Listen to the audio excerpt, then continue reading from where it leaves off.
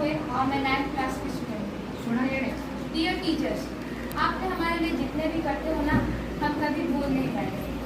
हमें इतना टॉलरेट करते हो फिर भी हमें प्यार से देते हो। कभी कभी छोटी छोटी बातें पर डांट तो देते हो, फिर भी पेरेंट्स इतना प्यार ही करते हो। हमेशा हमारा अच्छा ही हो यही चाहते हो, हमें समझते और समझाते भी हो। हमारी हरकतों से तंग तो करते हो पर क्लास पर अच्छे से पढ़ाते हो। डियर टीचर्स, आप सच में बहुत अच्छे हो।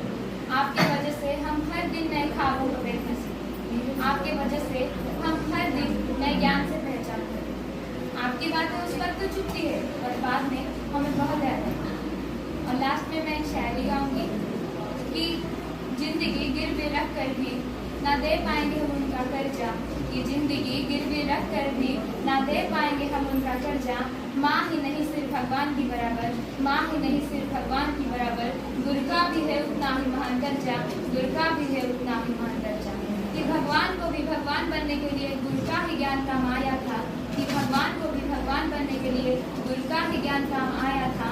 माँ ने तो उंगली पकड़ कर कहा था चलो, माँ ने तो उंगली पकड़ कर कहा था चलो, पर चलना कहा था ये गुरु ने ही सिखाया था, ये गुरु ने ही सिखाया था। Happy teachers.